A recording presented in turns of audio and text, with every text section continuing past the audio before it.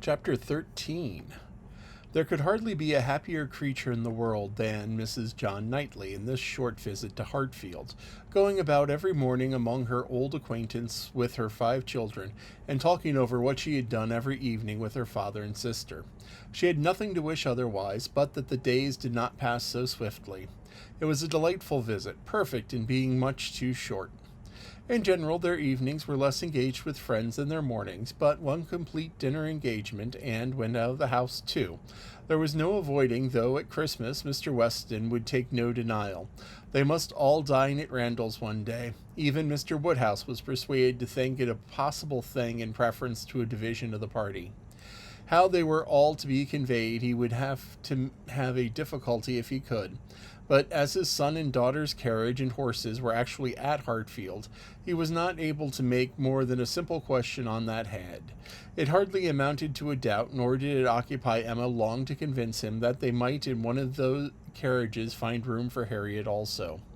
Harriet, Mr. Elton, and Mr. Knightley, their own especial set, were the only ones invited to meet them. The hours were to be early as well as members few, Mr. Woodhouse's habits and inclination being consulted in everything.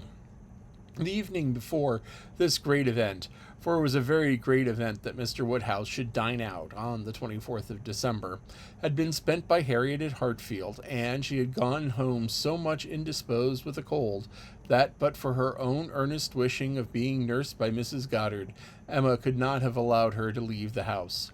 Emma carried on the next day and found her doom already signed with regard to Randalls. She was very feverish and had a bad sore throat. Mrs. Goddard was full of care and affection. Mr. Perry was talked of, and Harriet herself was too ill and low to resist authority, which excluded her from this delightful engagement, though she could not speak of her loss without many tears.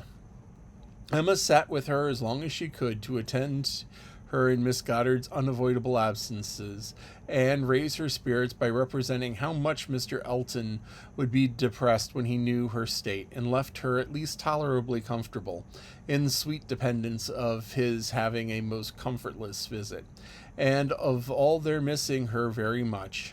She did not advance many yards from Mrs. Goddard's door when she was met by Mr. Elton himself, evidently coming toward it, and as they walked on slowly together in conversation about the invalid, of whom he, on rumor of considerable illness, had been going to inquire, that he might carry some report of her to Hartfield, they were overtaken by Mr. John Knightley, returning from daily visits to Donwell with his 2 eldest brothers, whose healthy, glowing faces shewed all the benefit of a country run, and seemed to ensure a quick dispatch of the roast mutton and rice pudding they were hastening home for.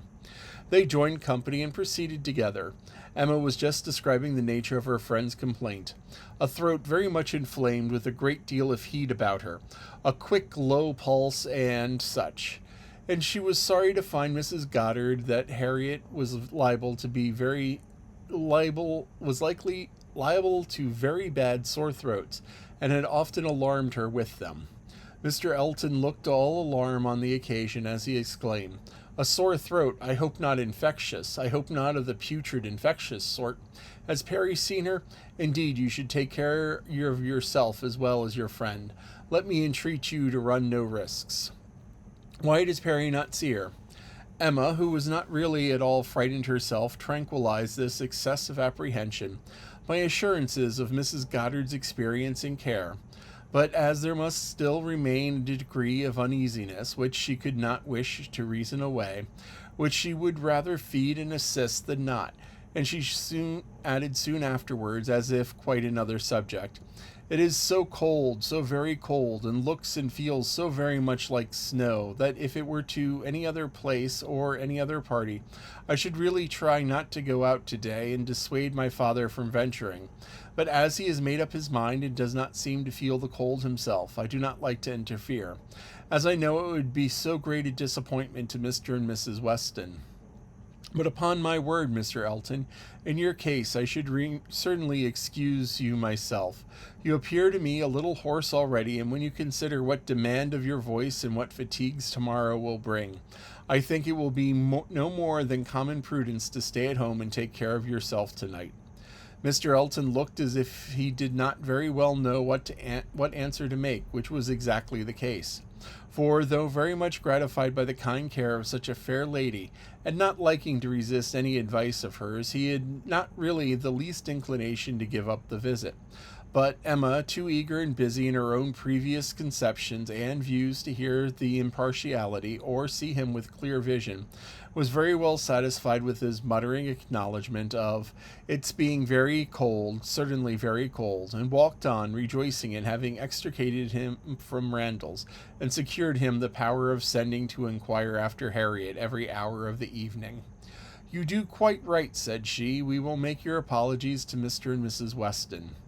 But hardly had she so spoken when she found her brother was civilly offering a seat in his carriage, if the weather were Mr. Elton's only objection, and Mr. Elton actually accepting the offer with much prompt satisfaction. It was a done thing. Mr. Elton was to go, and never had his broad, handsome face expressed more pleasure than at this moment. Never had his smile been stronger, nor his eyes more exultant, than when he next looked at her. "Well," she said to herself, "this is most strange. After I had got him off so well, to choose to go into company and leave Harriet ill behind. Most strange indeed. But there is, I believe, in many men, especially single men, such an inclination, such a passion for dining out. A dinner engagement is so high in the class of their pleasures, their employments, their dignities, almost their duties, that anything gives way to it. And this must be the case with Mr. Elton. A most valuable, amiable, pleasing young man undoubtedly, and very much in love with Harriet, but still he cannot refuse an invitation. He must dine out wherever he is asked. What strange thing love is! He can see ready wit in Harriet, but will not dine alone for her." Soon afterwards Mr. Elton quitted them, and she could not do but him the justice of feeling that there was a great deal of sentiment in this manner of naming Harriet at parting. In the tone of his voice, while assuring her that he should call on Mrs. Goddard's for news of her fair friend, the last thing before he prepared for the happiness of meeting her again, when he hoped to be able to give a better report, and he sighed and smiled himself off in a way that left the balance of the approbation much in his favor. A few minutes of entire silence between them. John Knightley began with, "I never in my life saw a man more intent on being agreeable than Mr. Elton. It is downright labor to him where ladies are concerned. With men he can be as rational and unaffected. When he comes to ladies to please, every feature works." "Mr. Elton's manners are not perfect," replied Emma, "but where there is a wish to please, one does not overlook a great deal. Where a man does his best with only moderate powers, he will have the advantage over negligent superiority. There is such perfect good temper and good will in Mr. Elton as one cannot but value." "Yes," said Mr. John Knightley presently, with some slyness, "he seems to have a great deal of good will towards you." "Me!" she replied, with a smile of astonishment. "Are you imagining me to be Mr. Elton's object? Such an imagination has crossed me, I own, Emma, and if it never occurred to you before, you may as well take it into consideration now. Mr. Elton in love with me? What an idea! I do not say it is so, but you will do well to consider whether it is so or not, and regulate your behavior accordingly. I think your manners to him encouraging. I speak as a friend, Emma. You had better look about you and ascertain what you do, and what you mean to do." "I thank you, but I assure you, you are quite mistaken. Mr. Elton and I are very good friends, and nothing more." She walked on, amusing herself in the consideration of blunders which often rise from partial knowledge of circumstances, and the mistakes which people of high pretensions to judgment are for ever falling into, and not very well pleased with her brother for imagining her blind and ignorant, and in want of counsel. He said no more. Mr. Woodhouse had so completely made up his mind to the visit that, in spite of the increasing coldness, he seemed to have no idea of shrinking from it, and set forward at last most punctually with his eldest daughter in his own carriage. With less apparent consciousness of the weather than either of the others, too full of the wonder of his own going, and the pleasure of it was to afford to Randalls, to see that it was cold, and too well wrapped up to feel it. The cold, however, was severe, and by the time the second carriage was in motion, a few flakes of snow were finding their way down, and the sky had the appearance of being so overcharged as to want only milder air to produce a very white world in a very short time. Emma soon saw that her companion was not the happiest humor. The preparing and going abroad in such weather, with the sacrifice of his children after dinner, were evils, or disagreeables at least, which Mr. John Knightley did not by any means like. He anticipated nothing in the visit that could be at all worth the purchase, and the whole of their drive to the vicarage was spent by him in expressing his discontent. A man, said he, must have a very good opinion of himself when he asks people to leave their own fireside and encounter such a day as this for the sake of coming to see him. He must think himself a most agreeable fellow. I could not do such a thing. It is the greatest absurdity, actually snowing at this moment. The folly of not allowing people to be comfortable at home, and the folly of people's not staying comfortable at home when they can. If we were obliged to go out at such an evening as this, by any call of duty or business, what a hardship we should deem it. And here we are, probably with rather thinning clothes than usual, setting forward voluntarily, without excuse, in defiance of the voice of nature, which tells man in everything given to his view or feelings to stay at home himself and keep all under the shelter that he can. Here we are sitting forward to spend 5 dull hours in another man's house, with nothing to say or to hear that was not said or heard yesterday, and may not be said or heard again tomorrow. Going in dismal weather to return probably in worse, 4 horses and 4 servants taken out for nothing but to convey 5 idle shivering creatures into colder rooms and worse company than they may have had at home. Emma did not find herself equal to the pleased assent, which no doubt he was in the habit of receiving, to emulate the "very true, my love," which must have been usually administered by his traveling companions. But she had resolution enough to refrain from making any answer at all. She could not be complying, and she dreaded being quarrelsome. Her heroism reached only to silence. She allowed him to talk and arrange the glasses, and wrapped herself up without opening her lips. They arrived, the carriage turned, and the step was let down. Mr. Elton, spruce, black, and smiling, was with them instantly. Emma thought with pleasure of some change of subject. Mr. Elton was all obligation and cheerfulness. He was so very cheerful in his civilities indeed, that she began to think he must have received a different account of Harriet from what had reached her. She had sent while dressing, and the answer had been much the same, not better. My report from Mrs. Goddard, said she presently, was not so pleasant as I had hoped. Not better, was my answer.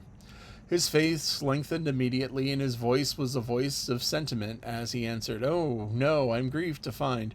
I was on the point of telling you that when I called at Mrs. Goddard's door, which I did the very last thing before I returned to dress, I was told that Miss Smith was not better, by no means better, rather worse. Very much grieved and concerned, I had flattered myself that she must be better after such a cordial as I knew had been given her in the morning." Emma smiled and answered, "My visit was of use to the nervous part of her complaint, I hope, but not even I can charm away a sore throat. It is a most severe cold indeed. Mr. Perry has been with her, as you probably heard. Yes, I imagine, that is, I did not. He has been used to her in these compartments, and I hope tomorrow morning will bring us both more comfortable report. But it is impossible not to feel uneasiness. Such a sad loss to our party today. Dreadful, exactly so indeed. She will be missed in every moment." This was very proper. The sigh which accompanied it was very estimable, but it should have lasted longer. Emma was rather in dismay when only half a minute afterwards he began to speak of other things, in a voice with greatest alacrity and enjoyment. "What an excellent device," said he, "the use of sheepskin for carriages. How very comfortable they make it. Impossible to feel cold with such precautions. The contrivances of modern days, indeed, have rendered a gentleman's carriage perfectly complete. One is so fenced and guarded from the weather that not a breath of air can find its way unpermitted. Weather becomes absolutely no consequence. It is a very cold afternoon, but in this carriage we know nothing of the matter. Ha! Snows a little, I see."